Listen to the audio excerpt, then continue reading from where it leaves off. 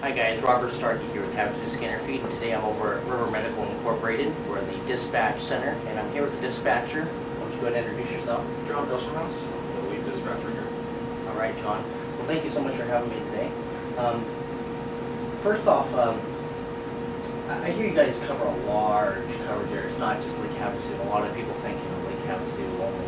They don't really know the scope of what you guys do. So tell me a little bit about how big is the reach for River Medical, or should I say AMR? River Medical here locally. We are out of this office. We're dispatching for the majority of Mojave County, LaPage County, up to the Yavapai County border, Kingman, Valley Vista, that area north, all the way down to Lights on the southern end. We also have stations in Albuquerque, which we do facility transports for. We're always looking to grow.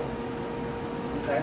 And now, for some people who might get confused by the term AMR versus River Medical, you want to explain a little bit about how that, what the parent company is? And Sure. River Medical was the local company here formed in Lake Havasu. AMR is the nation's largest ambulance provider. They bought River Medical out a few years back, which has been good for the community, which has brought us up to national standards in terms of medical care here locally. okay, great. So obviously, if you hear AMR or RMI, it's the same thing. It's the ambulance company here. So you guys covered here locally at Lake Havasu, and we talked about how big of a company or how big of a large coverage area you guys monitor. You guys cover not only Lake Havasu, you guys cover Parker, Quartzsite. Correct. Okay. How long have you been in dispatching? I've been in dispatching for about 12 years. I started in aviation. Majority of my background is medical aviation dispatching. Okay. I've been here at River Medical for 2 years next week. Oh wow. Doing dispatching. Okay. For students. And what does it take to become a dispatcher? You need to receive your emergency medical dispatching license through the NAED. It's a full-day course where they walk you through protocols and the proper way to handle the calls on the scene. We don't answer willy-nilly. We do have protocols we follow just like any other medical professional does, and that's where they teach you that.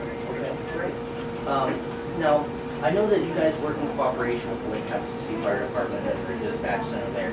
How are the calls transferred? Like if somebody picks up a phone here in Lake Havasu and they call 911, they need a medical, how does that call transfer? How does that information go to you? Do you answer or do they answer? Here in Lake Havasu, Havasu City Fire Department answers the calls. They do the call triaging, and they're going to be the only point of contact for Lake Havasu residents. From that point, they contact us and we send our ambulance out. That's contact is made via phone? Via phone, or we also do dispatch via radio traffic depending on the situation, and we're able to get all the proper information. Great. And how many dispatchers would you say you have working at a time here?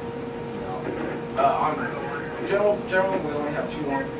Holiday weekends, we will beef up staff a little bit. John, so each of the calls that come in from the dispatcher assign a specific code. How do those codes work? The way that works is every single call starts with specific case entry questions. And that gets us down to what the particular nature is. And the codes are designed to tell us how to respond to each individual nature, which units to send, which priorities to send them out at. Okay. So, is there a level of, any certain like A to Z or something like that? Is the code, the layer that we hear in there, does that talk about how important the call is or anything? Is there something that, like an average listener like myself might be able to help decode, like how important the call is? If you hear a Charlie or Delta call, that's going to be the more life-threatening calls. Alpha and Bravo are going to be more your minor injury calls. So we got a call from Havasu Fire. They give me the information, the address,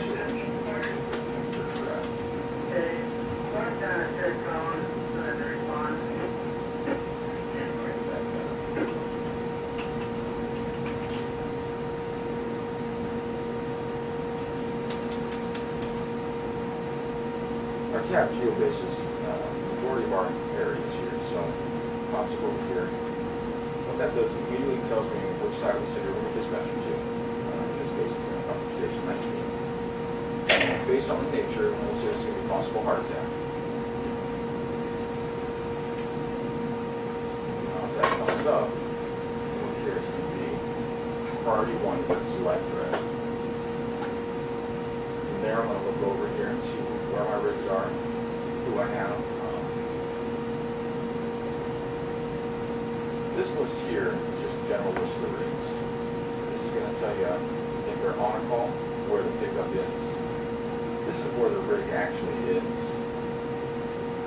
How's that done by like GPS coordination? It's done by ABL, automatic vehicle location, GPS. And what that also does, that allows us to enter candidate ratings and tell us which vehicles are closest to the different call we're working on. This one, the closest rig is going to be 1902, which is up at the hospital.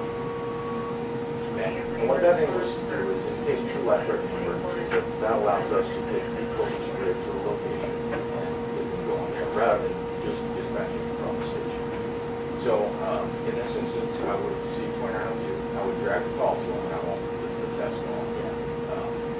I would then go over here, tell them about the bad should occur, and get the details, and there you go. So obviously not all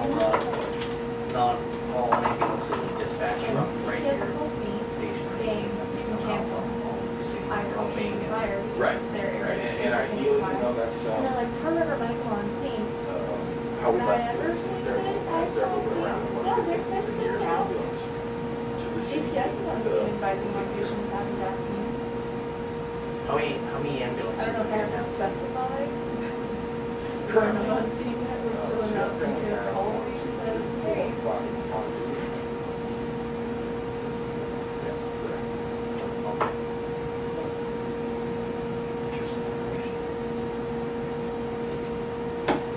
Cool technology. Let's see, I can turn around and see if I can locate on that. Hospital troop. Oh, wow. They're up there at the hospital. We have the same capabilities down in the Parker area. This is our Rockingham area. I have a security deal, but we can do that throughout our service areas. Anything else I can tell you? Do you ever find it difficult to dispatch for other areas outside of Havasu when you're so familiar with the territory here and you're not quite in other areas? You know what? As long as you follow protocols, it should be the same everywhere. In fact, that came to when I began dispatching here. I was completely unfamiliar with the house area, and as long as the company follow company protocols, you're gonna be able to get the rigs where they Well, need. is there anything you'd offer, advice or anything to anybody who's looking to become a dispatcher, looking into this career? Be dedicated. It's just like any other medical health professional. It definitely requires dedication. Great. Well, John, I appreciate your time. Thank you so much for answering some questions for us, and that's it from Havasu Scanner Feed.